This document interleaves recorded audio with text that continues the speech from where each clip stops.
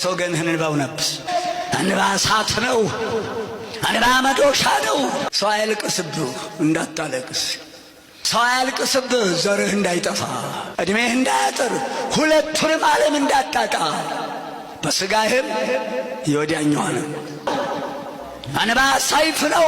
አባቴ ልጅ ሆኜ እንባ የሰበረው አይጠገንም፣ እንባ የጣለው ትንሣኤ የለውም ይሉ ነበር።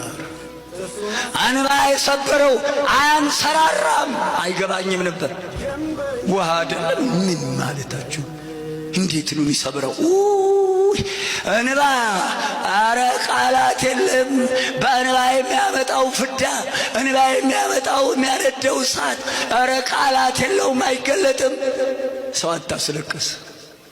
የእናተ ልጅ ያልገባህ እንዳትገባ። በምንም አይነት ታምር የሰው ላብ እንዳያልፍብህ። ደሞዝህ ይብቃ። ሥራ ላይ ያለካል ፈለገ ገንዘብ ቢያመጣ እንዳያጓጓህ።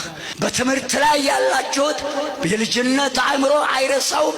መልሱን የሰጠህ ልጅ ደረስኩበት ዕድሜ ያድርስህ። ጉቦ መማለጃ የተባለ ሕሊና ይዘህ እንዳታል። ክፉ መዓትን የሚያመጣ ዕድሜ የሚያሳጥር ቤትን የሚያፈርስ ዘርን የሚያፈርስ ከባድ በደልና ግፍና ኃጢአት ነው። አይነ ልቦናው የጠፋ ሰው ይባላል እንዴ? እብድ አይሻልም? እብድ እኮ እሳት ብትሰጡት አይቀበልም። እሳት ብላ መኪና ሲመጣ ዞር የለም እንደ እብድ። አይነ ልቦና ያጠፋል። ምን ማለት ነው?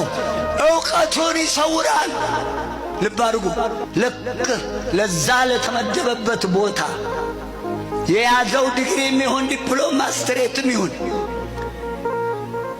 ተምሮ ለዚህ ክብር የበቃበትን ዕውቀት የሰጠውን አምላኩን እንዲያገለግል የተመረጠለትን ሕዝብ ንቆ ትቶ ቃለ መሐላ ፈጽሞ የተቀመጠበትን ትቶ አገለግላለሁ ብሎ ትቶ ጉቧን ከተቀበለበት ሰቀንድ ጀምሮ እርቃነ ሥጋውን ነው ያለው።